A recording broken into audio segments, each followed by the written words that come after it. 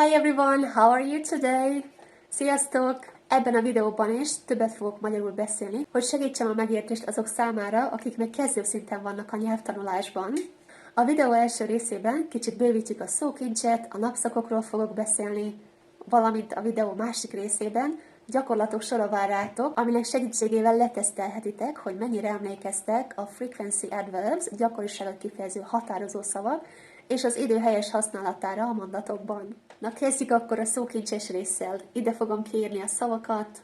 Az első, sunrise, napfelkelte, dawn, virradat, morning, reggel, ezt már valószínűleg tudjátok, noon, dél, afternoon, délután, dusk, alkonyat, evening, kora este, sunset, naplemente, night, este, midnight, éjfél.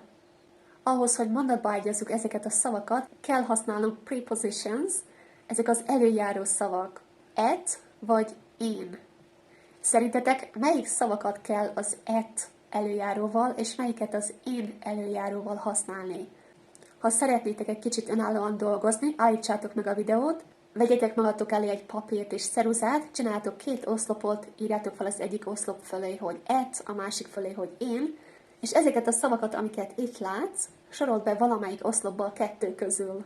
Ha nem kívánod megállítani a videót, hanem együtt szeretnéd velem csinálni ezt a gyakorlatot, akkor nézd tovább.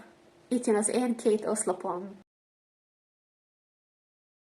Közben kicsit most besötétedett, mert nagyon sok felhő érkezett, és betakarják az eget teljesen. Ettől függetlenül folytatjuk. Nézzünk pár példamondatot ezekre. I wake up at sunrise. My sister feeds the chickens at dawn. I always go to school in the morning. We never eat lunch at noon. I play tennis in the afternoon once a week. Yesterday I arrived home late at night. Tegnap este későn értem haza. Maradjunk egy kicsit a night szónál, tehát eddig azt tudjuk, hogy az előjárója at night. Kivéve, hogyha azt akarom mondani, hogy az éjszaka folyamán, például sokszor felébredtem az éjszaka folyamán. I woke up many times in the night.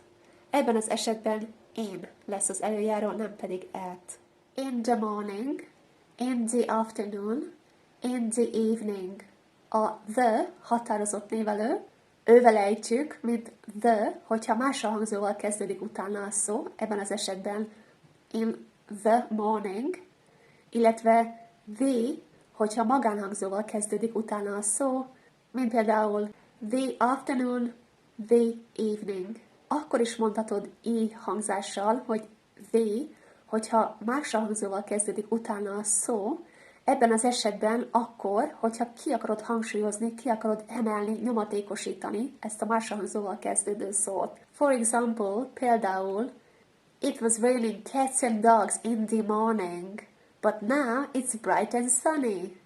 Szakadt az eső reggel, de most már fényes és napos az idő. Na most jöjjenek a gyakorlatok. 3 feladatot fogsz látni. Itt van az első, ez a mondatalkotás. Amiket szavakat látsz egy sorban, azokat kell a helyes sorrendbe rakni, úgyhogy értelmes mondatot nyerj. Az összes szót fel kell használni. Itt jön a következő. Hasonló a feladat, ugyanúgy az egy sorban látott szavakat kell helyes sorrendbe raknod, ahhoz, hogy értelmes mondatot nyerj velük. Viszont itt már mindegyik sorban van egy extra szó, ami nem illik bele a mondatba, így azt nem kell felhasználnod. És a harmadik, fordítás. Próbáld lefordítani ezt a 3 mondatot angolra. Ha szeretnéd, hogy leellenőrizzem a mondataidat, küld el őket e-mailbe, vagy oszd meg őket itt a kommentek között, örömmel elolvasom és segítek. A mai videó ennyi volt, ha tetszett, lájkoljátok, osszátok meg, iratkozzatok fel, hogy ne maradjatok le a következőről, és találkozunk a jövő héten.